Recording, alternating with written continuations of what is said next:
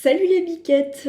Aujourd'hui, je suis ravie de vous retrouver pour une toute nouvelle vidéo. Cette vidéo, c'est la suite de la vidéo Je redécouvre mes travaux d'étudiante, les réalisations que j'ai faites quand j'étais encore étudiante en école d'art et de graphisme. Dans la première vidéo, j'avais présenté mes projets de première et de deuxième année. Donc il y en avait énormément et je les ai pas toutes montrées parce qu'elles sont pas forcément toutes pertinentes. Mais du coup, j'avais fait donc la première, deuxième année, mais pas la troisième, pour la simple et bonne raison que déjà il y avait plus de temps. J'estime qu'il y avait beaucoup de réalisations et la troisième année méritait vraiment une vidéo à part entière. Aussi parce que je trouve qu'en troisième année, il y a vraiment un écart en termes de niveau. Pour ceux qui ne savent pas, je sors d'un bachelor, donc j'ai fait 3 ans à l'EGP, donc qui est une école d'art et de design à Angers. Donc j'ai fait mon bachelor là-bas. La première et la deuxième année, c'était en initiale, donc on avait les cours des profs, des intervenants, etc. Et ça m'a quand même vachement permis de monter en niveau dans le domaine de l'art et du graphisme. Mais en troisième année, c'était une année en alternance et on était principalement en entreprise. On faisait 3 semaines en entreprise, 1 semaine à l'école, donc on était quasiment tout le temps au travail. Et mine de rien, quand tu mets un pied dans le monde professionnel, ta façon de voir les choses, ta façon de faire, etc. en prend un coup entre guillemets, parce que là t'es vraiment plongé dans un monde pro. Il y a vraiment une énorme différence de niveau entre ma deuxième et troisième année, ou du moins je trouve. C'est aussi là que j'ai commencé à me spécialiser un petit peu dans le web, vu que j'étais en alternance donc dans une agence de design et de communication digitale, et où du coup j'ai énormément appris là-bas, c'était vraiment très chouette, et c'est là que je me suis spécialisée un peu dans la com digitale. J'ai avec moi mon petit disque dur, dans lequel il y a littéralement toute ma life, Si je le perds, je suis dans la merde. Donc on est parti. D'ailleurs, petite précision, je ne vais pas montrer les réalisations que j'ai faites en entreprise, parce que même si techniquement c'est moi qui les ai faites, etc., elles ne m'appartiennent pas forcément, c'est normal, elles appartiennent à l'entreprise dans laquelle je les ai faites. Et puis pour moi, c'est pas forcément les réals les plus intéressantes, parce que en fait en classe, c'est vraiment là où les profs nous disaient de nous éclater avant de rentrer dans le monde pro et vraiment suivre un peu nos briefs à nous, etc. Et du coup, ça se sent dans les projets que je me suis éclatée. Alors là du coup il y a pas mal de choses à voir. Alors en anglais, et ça je me rappelle, ça je me le suis un peu spoilé parce que j'ai regardé mon disque dur pour voir s'il y avait assez de matière à faire une vidéo, et justement j'ai vu ce projet là et je m'étais dit en vrai c'est génial, c'était très drôle à faire. Donc là on a Metal Finder, on devait faire une sorte de site pour présenter un concept, et après on ne devait pas forcément approfondir énormément la chose, c'était plutôt pour améliorer notre niveau en anglais, savoir présenter un pitch en anglais, etc. Sauf que vu que j'étais spécialisée dans le web, j'ai poussé un peu le truc et j'ai fait des maquettes alors qu'il me semble que c'était même pas obligatoire, mais j'ai voulu pousser le truc à fond. Donc déjà une petite présentation de moi, c'était les couleurs de mon portfolio à l'époque, donc j'avais fait un portfolio sur WordPress et j'avais fait ce petit dessin un peu chibi pour me présenter. Qu'est-ce que Metal Finder? Donc là je me rappelle, j'ai voulu faire un truc, une sorte d'application / site web où dès que tu vas dans un endroit, tu as tous les événements métal aux alentours. Parce que j'avoue, ça c'est un truc qui me gonflait un peu. Par exemple, j'étais partie en stage à l'autre bout de la France, donc à Mâcon, et en fait j'étais toute seule là-bas pendant 1 mois et j'avais trop envie de faire des events métal, des trucs comme ça et tout. Et en fait ce qui me saoulait, c'est que je trouvais rien. Il y a sûrement des assos locales qui organisent des concerts et tout. En plus on était en plein été, donc tu vois c'est un peu la saison des festoches et tout. Mais il y avait rien, je trouvais pas de concert, pas de fest, pas de trucs. Et du coup ça me gonflait un peu et je me disais putain en vrai j'aimerais trop avoir un truc comme ça. Aujourd'hui ça existe, c'est un compte Instagram qui montre tous les festivals, concerts de métal et trucs intéressants qu'il y a dans le coin. Je crois que c'est Prépare ton fest. Et ça c'est vraiment génial, donc maintenant ça existe et j'en suis très contente. Mais c'est vrai que sur le moment ça me saoulait un peu et je voulais faire une appli, un truc un peu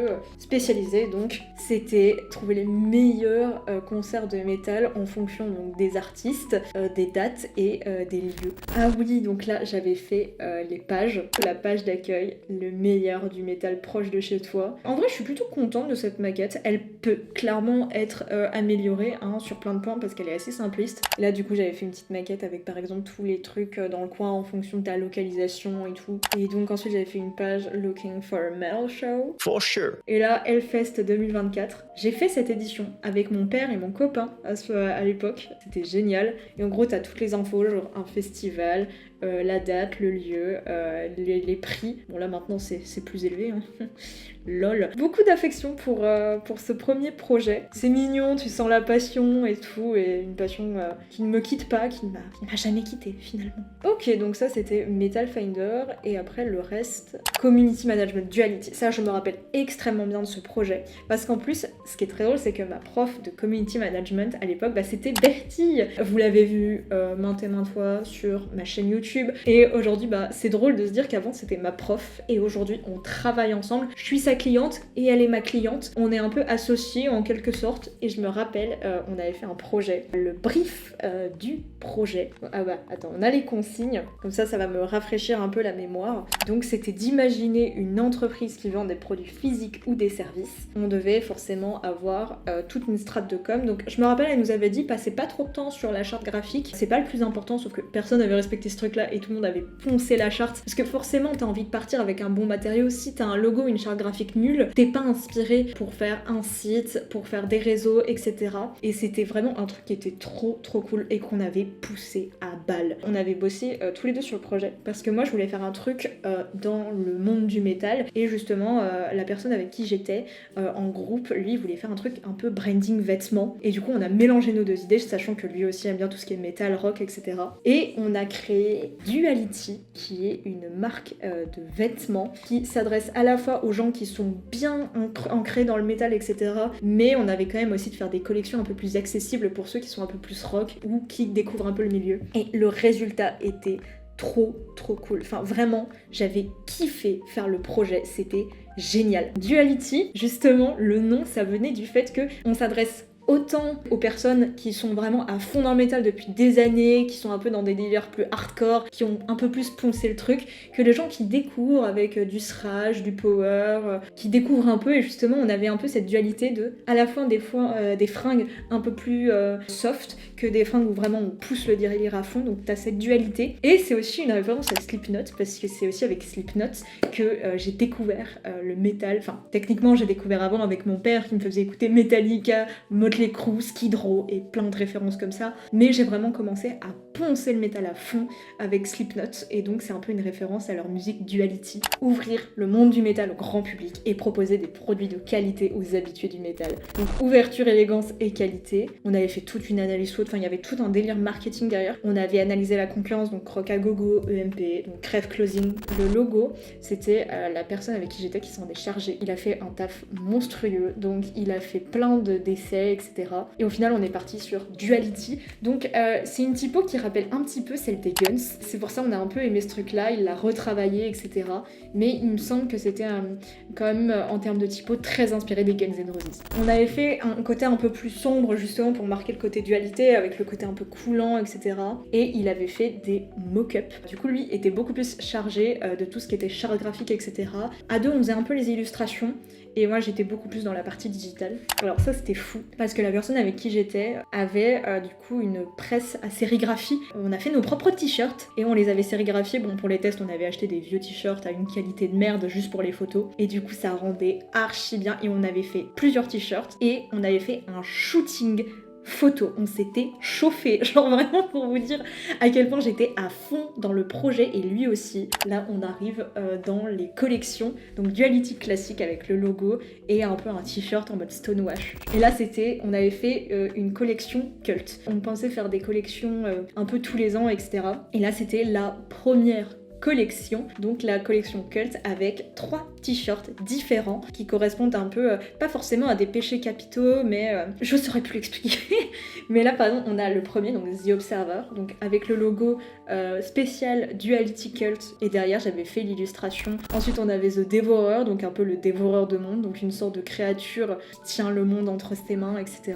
Et enfin on avait The Mind Tamer, donc c'est un peu une sorte de Mind Flayer comme dans Stranger Things. Donc on avait choisi de communiquer sur Instagram et TikTok. On avait noté tout le calendrier éditorial sur 6 mois. On avait détaillé un calendrier éditorial sur un mois avec les hashtags utilisés. On avait pris une photo de l'équipe. On avait fait les descriptions de posts. Pareil, l'apocalypse commence avec The Observer. Et oui, il y avait un peu un délire apocalyptique et tout. Enfin, vraiment, on avait poussé le DEL, mais à fond, on avait poussé le storytelling. Ah oui, on voulait présenter des coups de cœur métal, donc on avait présenté Gojira, qu'on ne présente plus maintenant. Et du coup, là, on avait fait le feed Insta. Le site, cette fois, c'était pas moi qui l'avais fait, c'était lui. Parce que je crois qu'il était ultra inspiré, et au final, on avait gardé le truc, et du coup, ça rendait trop bien. On s'était vraiment donné pour ce projet, et je sais plus quelle note on avait eu. Il me semble qu'on avait vraiment eu une très bonne note. Des fois, Bertie m'en reparle aujourd'hui et elle me dit putain franchement j'ai rarement vu un aussi beau projet, vous vous êtes chauffé. Ah putain oui, il y avait les premiers croquis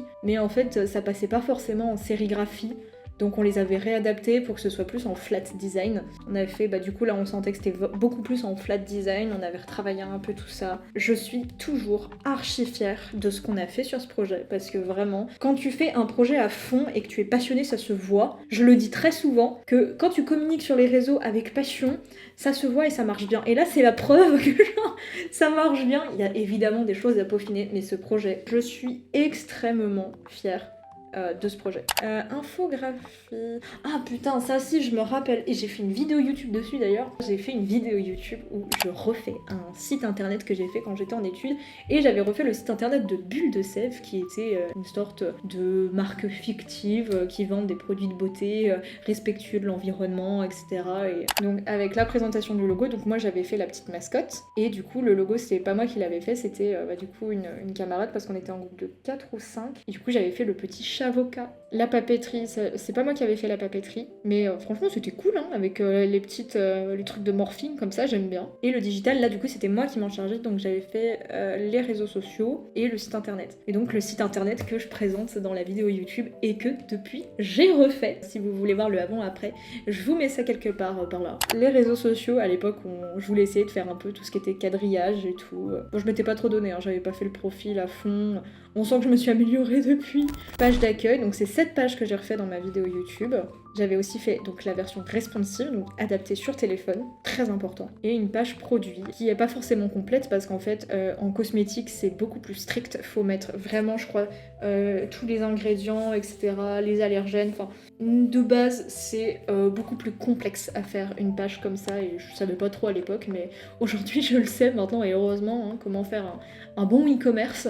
Ah putain, oui! Bah oui, là, bon, elle est dans mon décor, c'est la pochette d'album de Ghost, où en gros on devait faire une pochette d'album d'un artiste de notre choix, mais la consigne c'était d'utiliser de la risographie. Et en gros j'avais choisi de faire Ghost. Donc je me rappelle dans un premier temps, j'avais fait un truc un peu couleur comme ça, donc un peu bleu, rouge, etc. Avec du coup on trouve un peu les effets, donc vous l'avez sûrement vu 40 fois dans mon décor. Et à un moment j'avais essayé justement de jouer, donc là on voit l'effet risographique, mais j'avais essayé de jouer avec des effets un peu colorimétriques. Et en fait ça me rappelle un peu la cover de l'album. Comment il s'appelle cet album? Je mettrai la cover de l'album pour qu'on voit à peu près de quoi je parle. Il y avait aussi une inspiration, là par contre, une inspiration 7 Inches of Satanic Panic. Il y avait quoi d'autre? Il y avait le CD, oui, parce qu'on devait faire le CD recto verso. Et donc là, on retrouve Clerical Parade, un album de Ghost, avec l'envers, donc c'est la même chose en inversé. Et du coup, il fallait aussi faire un format vinyle, donc qui était similaire. Donc juste, on retrouve la chose qui diffère en fonction d'un CD, c'est que du coup, là, en fonction des faces, tu pouvais mettre seulement un certain nombre de musiques. Et ensuite, ah oui, ça je me rappelle, c'était pas le truc qui m'avait le plus inspiré, mais en gros, il y a une sorte de zoo qui s'appelle la ferme aux crocodiles, plus un refuge, je saurais pas trop dire, où en gros, on devait faire des supports print, genre des sortes de pochettes dans lesquelles ranger des flyers. Donc, moi je me rappelle, j'étais partie dans une inspiration du carbonifère. Bon, c'était pas mon meilleur logo, encore une fois, j'étais pas très très forte en logo. Ça passe, c'est classique, mais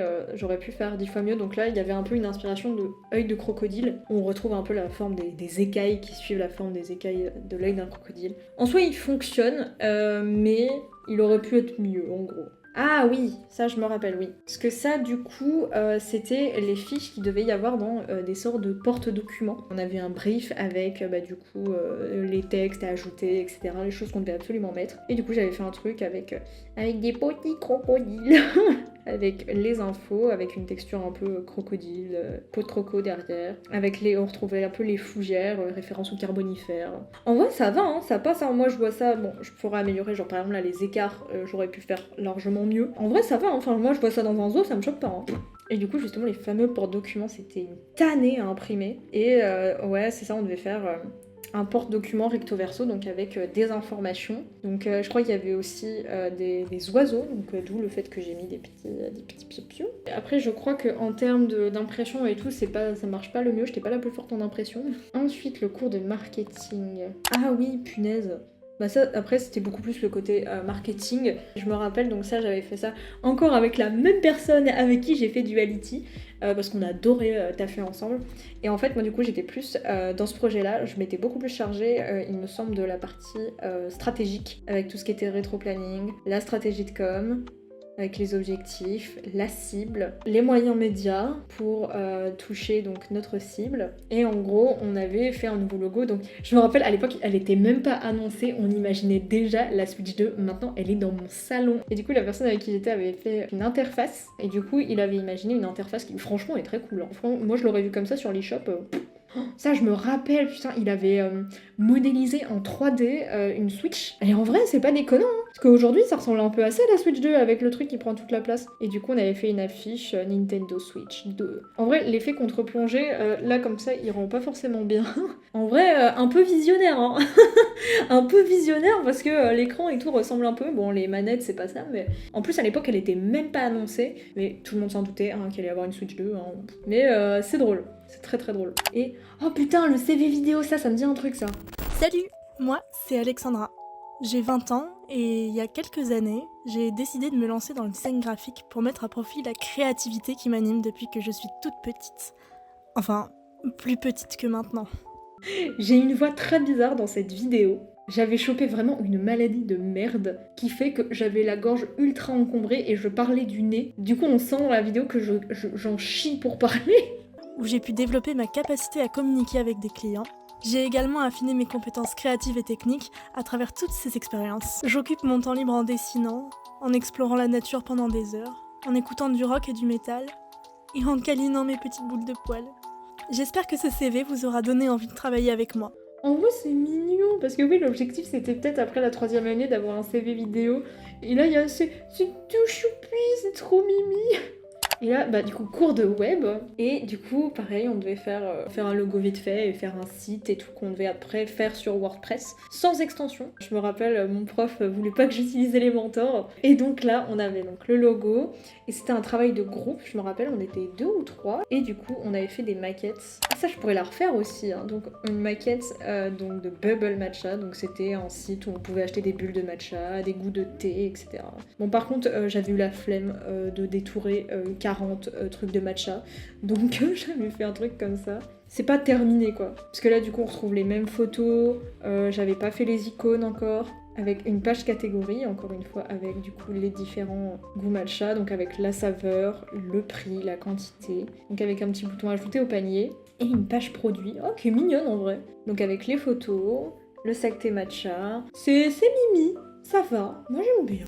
On avait eu 2 workshops en typographie parce qu'en première et 2e année, on avait eu des cours de typographie avec Dorine Sauzet, je me rappelle. Et en gros, ensuite on avait eu des workshops avec un intervenant. Je crois que oui, on devait faire une identité visuelle pour le Muséum des Sciences Naturelles. Donc on avait fait un logo avec la personne avec qui j'étais. Et du coup, j'avais fait une maquette web vite fait. Donc là, il y avait juste la head page quoi. Donc avec une expo sur les météorites. En vrai, ça c'est stylé. Ça, si je peux développer le truc, ça peut être bien. Du coup, il y avait un truc Muséum des Sciences Naturelles avec des ammonites. Et on s'était bien amusé, hein, franchement. Et enfin, le projet de fin d'année. Petit rush pas prévu puisque je tourne ça juste après le tournage de la vidéo que vous êtes en train de regarder. Et en fait, au moment de transférer les vidéos sur mon PC, je me suis rendu compte que mon téléphone avait arrêté de filmer vers la fin de la vidéo, donc juste avant environ que je présente mon projet de fin d'année de bachelor. Donc je suis un peu deg, tout simplement parce qu'en fait il y avait plus de place sur mon téléphone et que comme une grosse gourde, j'avais totalement oublié de nettoyer ma galerie et d'enlever toutes les vidéos qui qui traînait depuis. Et du coup, au bout d'un peu plus d'une heure, vu que mon téléphone n'avait plus d'espace de stockage, et bah la vidéo elle a fait non. Donc bon, au moins ça s'est pas coupé en plein milieu et ça s'est juste coupé avant le projet de fin d'année. Donc je vais vous faire une petite voix off pour présenter vite fait le projet de fin d'année, histoire que vous le voyez quand même, parce que c'est chiant, c'est quand même le plus gros projet de mon année, donc ce serait quand même cool que vous le voyez quoi. Je vous mets ça tout de suite. Bon, bah c'est le retour d'Alex, la Maxi Boulette, pour vous commenter mon projet de fin d'année. Donc c'était un projet pour valider ma dernière année de bachelor, donc ma 3e année. J'étais en duo avec la personne avec qui j'ai fait le projet Duality. Donc déjà dans un premier temps, on avait pour consigne de créer une agence fictive avec son identité visuelle, ses valeurs, etc. Donc on avait fait l'agence Phonographe, qui est spécialisée dans la conception d'univers graphiques pour les entreprises dans le domaine musical. Ce qui a son importance vu que on a choisi de refaire l'identité visuelle du Shabada. Pour les Angevins, je le présente même plus, c'est une institution à Angers. Pour ceux qui ne sont pas du coin, le Shabada, c'est une salle emblématique d'Angers, salle de concert qui organise des festivals, etc. Donc dans un premier temps, on avait fait une analyse de tous les points qui allaient, qui n'allaient pas. On a fait toute une stratégie de communication et en première partie, c'était beaucoup d'analyse de stratégie, de benchmark, etc. Ensuite, de notre côté, on a fait plusieurs essais graphiques pour voir ce qu'on pouvait faire ou pas, ce qui était possible, etc. Et on avait pour consigne de faire 3 axes assez différents les uns des autres. Donc on était parti sur un axe graphique un peu en risographie avec 2 couleurs dominantes, donc le bleu et le rouge. Et on avait choisi un peu un logo et une charte sur le thème des ondes, etc. En termes de colorimétrie, bref, on avait fait tout un truc que encore aujourd'hui, visuellement, je trouve franchement très très cool. On avait aussi fait une partie print, donc c'est plus la personne avec qui j'étais qui s'était chargée de tout ce qui était print, affiches, billets, etc. Et moi, on change pas une équipe qui gagne, j'étais beaucoup plus sur la partie création de sites internet et gestion de réseaux sociaux, stratégie digitale, etc. Bref, c'est tout pour moi, on reprend la suite de la vidéo. Voilà, au moins vous avez pu voir un petit peu le projet. Conclusion, je suis la reine des gourdes.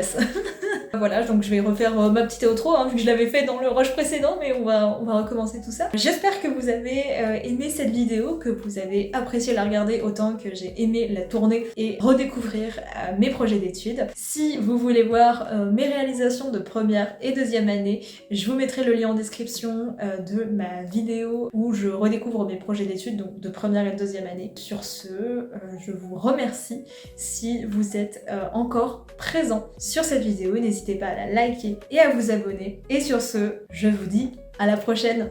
Salut les biquettes!